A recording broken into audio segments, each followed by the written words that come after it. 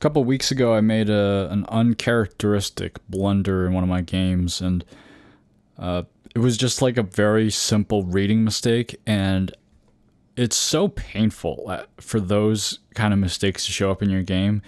I can stand losing games and just not making the right moves and losing games in that way, but when I make a reading error, something that especially I usually don't make, and it costs me like a large group of stones or something like that, that was like a very painful experience. And I feel like, I don't know why, but it just stays with you. It's almost like when sometimes I win a game in a very nice way, that win stays with me. But when I lose a game in a horrible way, that pain of misreading, it's crazy. I think maybe it helps reinforce and get you back on track by scaring you a little bit and making you kind of tighten up your ship a little bit and trying to read more carefully and put more thought into your moves. But man, that's not a fun experience. I don't know if anyone out there relates. But welcome to Start Point, the show about Go for Go fans away from the board. And I just finished reading a book. It's called The Girl Who Played Go by Shan Sa. And I mentioned this book many episodes back in the episode about books. And I mentioned that I had it, but I hadn't read it. And I finally finished it, and I wanted to talk about it a little bit. Without spoiling too much of the plot points, I will talk about a little bit, about some of the ghost stuff that happens in the book. But let's get into it. The book is originally a French book by Chinese author Shan Sa, which is her pen name, La Joueuse de Go, which is the French name for it. It just means the Go player, but in French, you have feminine and masculine versions of nouns, so you can, tell it's a female player who plays Go, and in English, it's translated into the girl who played Go. It's a historical fiction set in early 20th century in Manchuria, which is kind of like the northern area of China, and in the 1930s, when they were being invaded by the Japanese. Of course, Japanese imperialism being around at the time. And then it follows the lives of two people. One, the girl who played Go, who is a Manchurian Chinese kind of young female who is growing up during this time. And the other point of view that this book illustrates is the point of view of a young Japanese soldier. The book, just as a disclaimer, has a lot of mature themes in it: sex, prostitution, violence, torture, things like that. So if that kind of stuff is not up your alley, maybe not the book for you. But yes, very mature themes, and all the horrors of war and things like that are illustrated in this book. It's not a Go book per se. It's more about like a historical fiction of illustrating this kind of, individuals' perspectives during this time in history. But Go is an important plot device in the story, and there's a good splattering of Go scenes in the book. The writing style was something that I really enjoyed. I don't consider myself much of a reader. I do, try to read every now and then, and I do like reading, and I love books, and I like, flipping through books and going to Barnes & Noble and just walking down the aisle and looking at all the cool titles. But I really enjoyed this style of writing, and I guess it's a credit to the translator as well for translating this book. The writing style was so vivid and full of imagery. It just never had a shortage of metaphors and similes to describe little details of life, and it captured feelings I felt that I felt like would have been impossible to describe if I were to like just experience something with very deep human emotions. I would have never been able to. I would have just summed it up with like, oh, I was uneasy or something. But this author does an amazing job of describing intricate emotions and feelings using imagery. And a very important thing I want to note about the writing style, or the structure, I guess, rather, of the book. The entire book, it's not a very long book, by the way. It's, it's a pretty quick read, although I'm a very slow reader. The book is alternating between the two perspectives of the aforementioned characters, the young girl who played Go and the young Japanese soldier, and it alternates. So each chapter will take on the perspective in first person of one of the characters, and then the next chapter will take on the first person perspective of the other character, and it'll go back and forth. And the chapters are quite short, basically 2-3 page chapters for the most part. And I think that was a quite intentional choice, because I could only think that this author's intent with this kind of format was to mirror the black and white stones taking turns on a Go board. It's, one person's turn, the next person's turn, the other person's turn, and just back and forth. I thought that was a very intentional rhythm set out by the author. Very, very cool. And the writing actually, so I mentioned it's a historical fiction, so it's actually has some footnotes sprinkled throughout the chapters, where any kind of historical event that's mentioned, there will be a footnote at the bottom of that page explaining a little bit more about the historical context of it. And so it was very interesting to read about this historical time I feel so removed from. Onto the Go portion of this book. So, like I said, it's not, the entire book is not just about Go. It's not like going to just talk about Go every chapter. But it does, again, have a good smattering of it. In the book, there is a place called the Square of 1,000 Winds. And this is a little public square where this girl goes to play Go. And it's a very interesting place that I wish there was something like that near me. But basically, this girl goes out to the tables there. I think they have etched Go boards on the tables, and you bring your own stones. And they have a system for that location. So if you're waiting for an opponent to come and, challenge you to a game, you close your bowls and you just sit there with your bowls closed. And looking like you're not really in the middle of a game, you're just kind of sitting there. Someone will walk along and say, hey, you want to play a game? And then you guys play a game. If your bowls are open, and assuming that you've also started playing your game already and you set up your pieces, that means that you're already waiting for an opponent. You're waiting for someone else to show up. So it's a cool kind of like, oh, I already have a game going on versus I'm looking for a new opponent kind of system. And you may find that someone having their own game going on may be a little strange. Like, what do you mean having a game going on? Did they go up and get coffee or something? Well, this is something that happens in the book. Is basically whenever they have a little session in this space, they say, hey, you want a break now? We'll meet tomorrow. And then they'll write down the position of the board, clean up the stones, and pick them up and leave. And then the next day, they'll come back to the square, rearrange the stones according to how they wrote it down, and then wait for the other opponent to show up again and meet them that way. So these are not quick, blitz games that they're playing. They're putting a lot of thought into their moves in these games.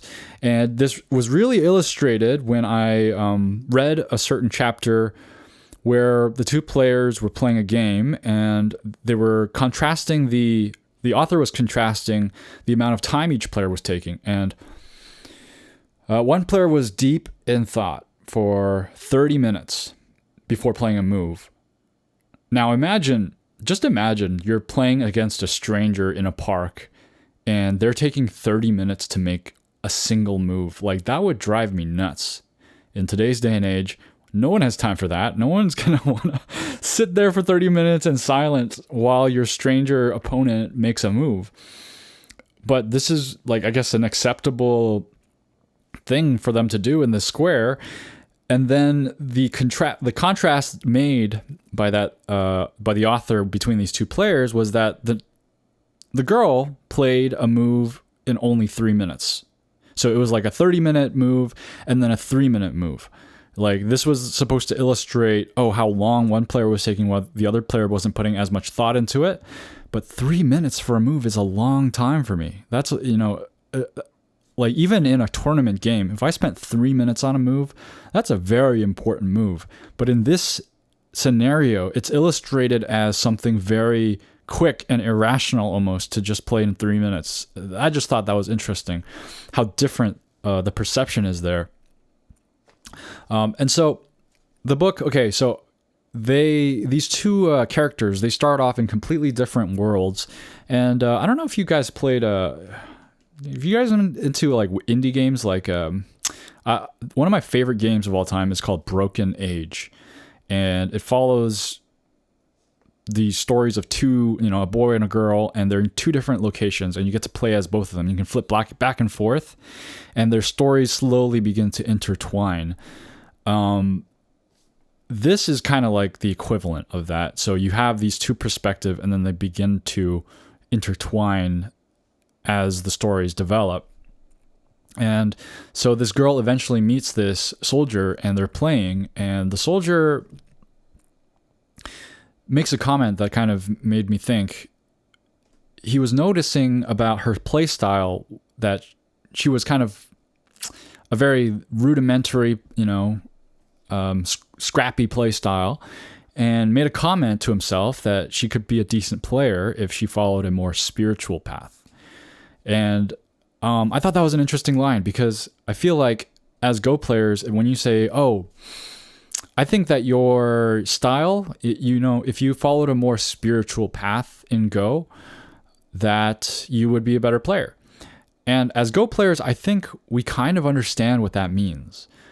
Whereas in any other game, if someone said like, follow the more spiritual path in chess, they would kind of raise an eyebrow at you and go like, what are you talking about, dude? But in Go, I think that anyone who's kind of pursued the game long enough can kind of understand what he means by that. And I think that is a very interesting topic of discussion that I want to touch on later. He also says, things, a very Japanese mindset of the game. He says things like, only aesthetic perfection wins games. Very interesting ideas, and I do want to touch on those things. But before that, I just want to summarize the book, the verdict I have on the book. It's incredibly beautifully written, in my opinion. I really enjoyed the writing style. It's such vivid imagery. And again, not Go-centric, but Go is a key driver of the story in the game, driver of the story. And I felt that the book really places you in history, and it made me really wonder and look at the author and go like, were you a little girl in the 1930s? Like, how do you know about all this like deep emotion that you have to go through? It's very much a coming of age story. There's a sexual awakening themes in there and stuff like that. So, it's definitely not just a Go book, but it did remind me of, in the Go sense, it reminded me of the Atomic Bomb game. If you don't know, the Atomic Bomb game was a game famous because it was played during the bombing of, I don't remember if it was Hiroshima or Nagasaki, but the players, they just kind of, dusted themselves off and kept playing Go. So these two players playing Go while the world is falling apart around them, it was really that feeling of the book where I felt that they're playing Go while their entire lives are falling apart and things were just going, crazy around in the world that they lived in. And again, it was such a convincing book. I'm very curious about how the author was so knowledgeable about the history and the mindset of these people. How did you slip into the mind of a 1930s girl? How did you slip into the mind of a young Japanese soldier leaving his family to conquer, new lands for his country? And if you look at the book, one of the greatest things is the author, Shan Sa, who was born, by the way, as Yan Ni, clearly knows how to play Go and knows a thing or two about Go, because anyone who reads this book and plays Go will understand little nuances about the way she's describing the game, how the girl describes the game, and how the games are playing out and stuff. You know that this person knows a thing or two about Go because they're not just making up random strategy, phrases to use to, just try to make it sound like you know something about Go. So I really enjoyed the book. I highly recommend it.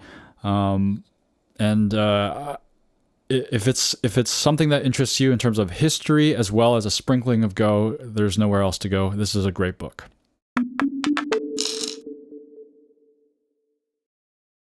So what is this Japanese spiritual aesthetic style that is referred to by this Japanese soldier in the book? If you've watched, any kind of Go video talking about old masters and the state of Japanese Go, you may have come across this idea that Japanese players used to have a very aesthetic style, caring more about the beauty of the stones on the board. But what does that mean? Like, what makes a certain arrangement of stones more beautiful than another? It's a very esoteric concept. But this is kind of the route that Japan has taken to become the top of the Go world, at least until more recent times when Chinese and Korean players have excelled in strength. So it's not as popular in Japan right now, but it was a big foundation of the older play styles. And I also want to mention that Ichiriki Ryo is actually doing pretty well in the In Cup with 2-0 as of the time of this recording against Xie. But again, this aesthetic style is a very mysterious thing, although I think if you've played Go for a while, you can kind of start to grasp what a beautiful move might be. And it really reflects the intuitive nature of Go. You can't win Go just by seeing all the little logical details. You have to have some level of higher level intuition. And when you place your stone, you got to have this like feeling knowledge in your body that is the proper move to play. It's kind of like painting a picture, and you can't just focus on every little leaf and every little apple and every little, droplet of water that you draw. You have to see how the painting works together as a whole. You have to see the broad strokes and see not just that each element is perfect, but that everything harmonizes together. This is I feel like a very difficult concept to understand. And for me, I feel with my aggressive style, maybe this Japanese soldier would say the same thing about me. Like, oh, maybe if you followed a more spiritual path, you would be able to be a better player. And maybe that's something that I do need to work on. It's hard though, because when I'm in the game, I care about the little situations that I'm in, and I want the outcomes of those little situations, those little skirmishes, to be good for me. So it's hard for me to zoom out and really see the big picture and follow this spiritual path. I wonder if it's kind of like a morality on the Go board. A lot of our downfalls in Go is due to greed and wanting too much. It really often makes ourselves weak, makes ourselves have too much to be able to manage. And it's like, I don't know, it's a very weirdly moral game, where in the game you have to stick to certain principles. You have to make sure you're not being too crude and petty, right? And all these little things that you feel were like good decisions locally or good decisions at the time will catch up to you eventually. Kind of like in life, where you make bad decisions and karma catches up to you. And so it's like, how are you supposed to teach someone what beauty is in Go? But it also kind of reminds me of probably my favorite scene in Hikaru no Go, where Hikaru is at his first tournament with Kaga and what's his name again? The glasses guy who doesn't know how to who he wants to use his Joseki book at the tournament. And remember, his teammates at this point think he's some kind of prodigy because they've seen him play as Sai.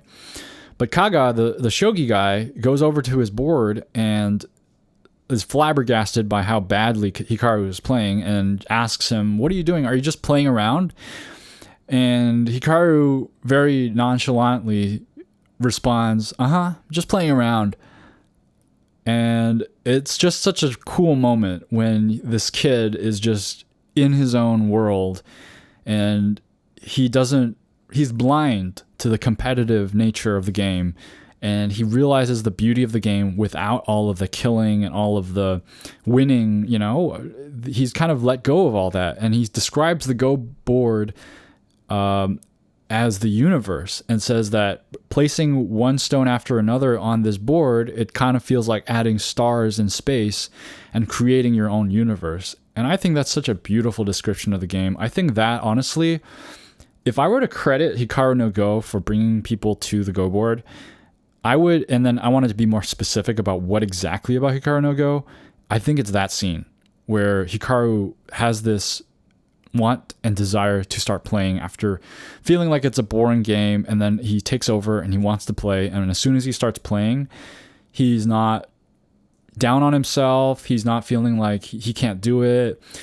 He has this childlike wonder about the game, and I think that really inspired a lot of people. It's inspired me.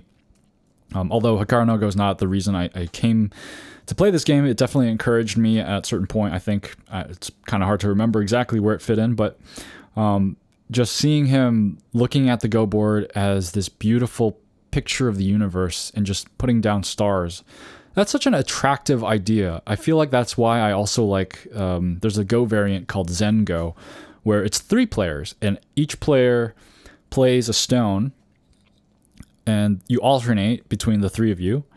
And so when you're playing with 3 players and you're taking turns, you're not going to be only playing one color. You're going to get switched back and forth. So you have no stake in the game. There's no real winner or loser in Zen Go, but you're just playing to see what makes sense on the board and create a beautiful game. I think that's such a profound idea, and I can't really put it into practice. Once I get in a game, I'm in game mode, and like it's there's no way you're gonna like make me like not want to win. This is just, maybe that's part of the journey. I have to keep playing and try to see if I can let go of that desire to win. There was that character also in The Master of Go, I think, that meditated before each game, thinking, someone asked him what he was doing, and he was like, "I'm trying to rid myself of the desire to win." And that's such an interesting thing, because it's a game and you're supposed to try to win, but it seems like a lot of our instincts that make us want to win actually pull us back from winning. So that's such a fascinating thing about Go, I think. And now it's time for the DDK Advice Corner, and the tip of the day is, this is a more esoteric piece of advice for y'all DDKs. Think about what beautiful shape means and what beautiful moves are in Go. Okay, it's a very tricky subject. It's very subjective. You're not going to be able to really get a solid, concrete answer about this, but just think about it, right? Because you must have some understanding at your level of good shape and poor shape, right? If bad shape, good shape, you may have some understanding. And when a higher level player describes, "Oh, this is such a terrible shape," you may not really understand why, and that may not really be instinctive to you. And you may have some kind of understanding of something like over-concentration and like how your stones are scattered throughout the board is good or bad. Very intuitive stuff, and maybe your level of understanding in those fields are rudimentary.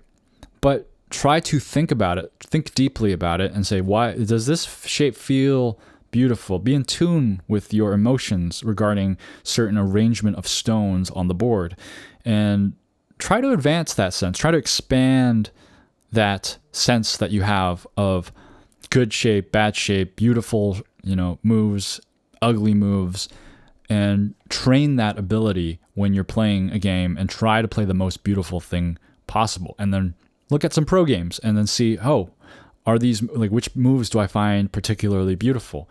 I think just because it's a subjective area doesn't mean it's not worth thinking about. So reflect on that. And now it's time for listener mail. All right, so let's finish up the listener mail that we were still catching up on from before the break. Nightwalker 450 writes, since you asked, I made it to all of Myungwan Kim's classes so far and have picked up a few alterations I plan on using for my teaching. I wrote in about teaching on 7x7 before. Oh, okay, cool. Thanks for writing in, Nightwalker. This is in reference to the Go Congress. Myungwan Kim made a series of I don't know if he taught multiple or just one session, but he had a class on for Go teachers on how to most effectively teach people how to play the game. So let's hear what Nightwalker has to say. For beginners, use original Chinese rules / counting. Asterisk. Chinese counting plus play to fill the board. I think that's actually spot on. I think playing to fill the board is really the way you teach. Like I think that the fact that we leave all the empty space on the board confuses so many people. And then, you know, if you just fill the board and then you tell them, hey, you don't actually have to fill the board, that's so much easier to understand, I imagine. Continuing, if there's nowhere for the player to play, they pass. This skips overcomplicated territory counting rules and makes it very obvious when the game is over and no more moves can be played. With one person passing continually while the other fills their own territory, each pass enforces how important territory actually is. Also teach them that resigning is an option. When moving on to larger boards, then you can explain more efficient territory counting. I feel like that's a fantastic tip. It's actually something I've been thinking about. I feel like that's something I wanted to talk about too, is to encourage beginners to fill the board. But yes, on a 19x19, that would take ages. So maybe more of a practical thing on smaller boards. Continuing, apply classifications to moves. Playing moves. These moves make points. Counting moves. These moves are like a pass. You are filling in your own territory. Harmful moves. These reduce your own liberties or remove your eyes. Illegal moves. And suicide. Okay, very interesting. Apply classifications to groups of stones. Safe stones. Nothing can be done to capture them. 2 eyes. Capturable stones. This is where you want to play, where things can happen. Trapped stones. These stones are not living but are on the board. Be careful, they could come back. Prisoners. Stones captured and removed from the board. Okay, I think maybe that's definitely a categorization. The categorization strategy is definitely not something I've really heard, but really makes sense to kind of characterize certain groups of stones for the beginner.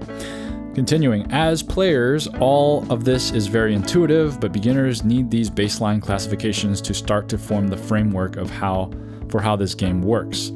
These are the key points I've taken from the classes so far. There are more suggestions for classroom settings, such as setting up a ranking system for them early. The thrill of winning and ranking up will encourage them in pursuing the game further.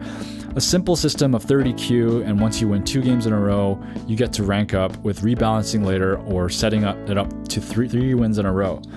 That's a cool idea. I like that idea a lot. I think, like I said at the tournament, like it didn't really mean much. It's like I got a little, 3rd place trophy at the Los Angeles Open that I played a while back, and it's such a superficial thing, but it really is encouraging and really makes me kind of want to play more and improve more. And I think these little things are very helpful in doing that. So if you have a class, full of some, level of people, some, number of people, then a simple ranking system, very, very rudimentary. You don't have to have Glico calculations for your ranking system, but just something like, you win 2 games, you get a rank up kind of thing. It can be very motivating for certain players. Today's lessons were more for teaching single or double-digit Q players, with setting principles for the late stages of the game and what your goals should be during each stage. Also, where the battlefields of the game are, where we should use our time to plan. Crosscut, life and death. Yep. It sounds, Go is a complicated game, or Go is difficult to teach. There's so many. It's like so simple, and then there's just so many things that go on in the board. It's that's what makes it so beautiful, though. It's like such simplicity leads into such complexity. But one thing I learned above all else, Myungwon Kim would like to have at least twice as much time next year to teach his courses. Okay. Also credit to Chris Kirshner for teaching the very first course, which was a chance for us to watch him teach an absolute beginner in front of the class. Credit to the building staff member willing to learn in front of a room of experienced players. Oh, the building staff member. Oh, cool. That's so awesome. My previous email was basically modeled on Chris's style, but this was my first chance to see him put it in practice. It's usually been side conversations I've had with him. I'll try to post back after the second half with more insights. Thanks again for the podcast. Well, thanks for writing in for all that you shared about the classes Nightwalker. Those are really cool tips. Would have been great if I could teach or have seen that class. But I was like gonna wonder like why or how did you get a non-Go player to learn the game when you're literally at a Go Congress where only Go players show up? So having a building staff member come in and take a lesson, that's really awesome. And I think I actually learned a little bit about that when I watched a chess player try to learn Go, and just watching a video of someone just playing and picking up Go for the first time always reminds you like how difficult this game is and how much you've learned in the past that you take for granted. And that's the thing about why Go is so hard to teach. It's like in order to learn and get better at Go, you have to make certain things second nature to you. And then once you've successfully made them second nature to you, as soon as you go try to teach somebody, you forget that that's just been second nature to you this whole time, and that person may find it very difficult to do what you're doing. So yeah, thanks again for writing in, Nightwalker, and sharing all those things about what you learned at Go Congress teaching courses. So Lauren Swivelton writes, that one-man show you made is pretty nice. I can feel some of the characters' personalities in it. Now I'm curious about the name of the AI voice changer you used. If I were a much better visual artist than I currently am, I would be making a few pages of a comic of that story right away and share it with anyone who may want to print it out to distribute at library Go workshops, Go or board game conventions, etc. Alas, I'm only a beginner now, lol. Thanks for the compliments. The AI voice changer program or service thing I used was called 11 Labs. Let me just make sure it's called 11 Labs. And it's pretty cool. I found it very interesting. It was hard to find a young girl's voice. I think maybe it's hard to have children model for the AI probably. Probably some ethical concerns over there. But it was called 11 Labs, 11labs.io. It's a paid service. And I found it to be quite interesting to use. One of the things I noticed was the old man's voice was overly expressive sometimes. I had to do another take. The line where he says, I haven't even told you all the rules yet, I just kind of delivered it pretty neutral. I was just kind of like, I haven't even told you all the rules yet. But the AI kind of interpreted that a little bit angrily, and the old man, the initial take was like, I haven't even told you all the rules yet. And I was like, oh, calm down, dude. Like, you're not trying to yell at this kid. So it's not one-to-one with your acting. It kind of takes the information that you provide it and then tries to apply it in its best guess as possible. Just to comment on the fact that you don't consider yourself much of an artist. Hey, just remember that Yumi Hara was not an artist, and she found the artist Takeshi Obata to write and draw Hikaru no Go. She was a storyteller, so just keep that in mind. Continuing on, the YouTube video about Michael Redmond I was thinking about is titled History of a Go Player, Michael Redmond by Kolibi Go. If I recall correctly, it's kind of a short compiled documentary, and the uploader seemed to have provided quite a few sources in the video description. Enjoy the break from the production of almost a whole year of Starpoint episodes. Thank you so much to Lauren Swivelton for writing in, and yeah, it's been over a year now. It's, you know what? That's pretty crazy. I don't know if I would have thought it would have gone this long, honestly, when I first started out. The channel that you mentioned, I think I know exactly what channel you're talking about. They make really good videos. They do like profiles of certain Go professionals. I saw the Chochikun one, and you should watch it. Like, anyone out there listening should check out Kolibi Go's channel. and watch the Chochikun video, because the intro is so awesome.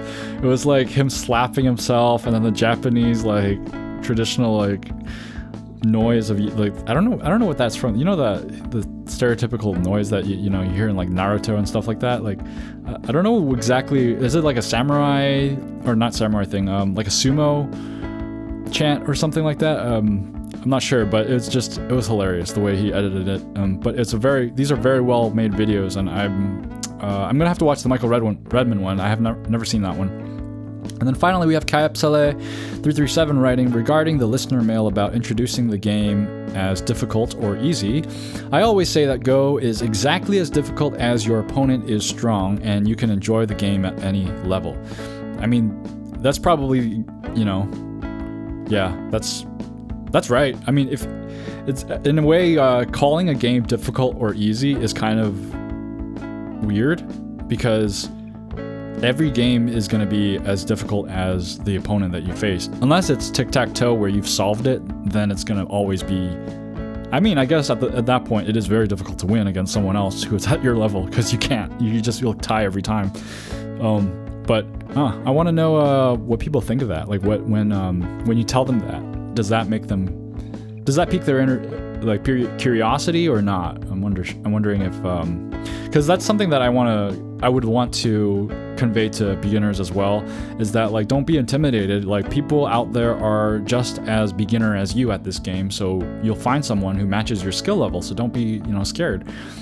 So thanks for rating in Kayapsele. And for this week's question of the week, what do you think it means to follow a more spiritual path in Go? What is the aesthetic path of Go? What do you think that means, and what does it mean to you? Is it helpful for playing, or do you think that's a useless way of approaching the game? I want to know your thoughts, and if you want to share those thoughts on this question, or you just have a story to share with me, or have a question to ask me, you can comment on YouTube or the Reddit post for this episode, or you can email me directly at starpointpaduk@gmail.com. That's starpointbaduk@gmail.com.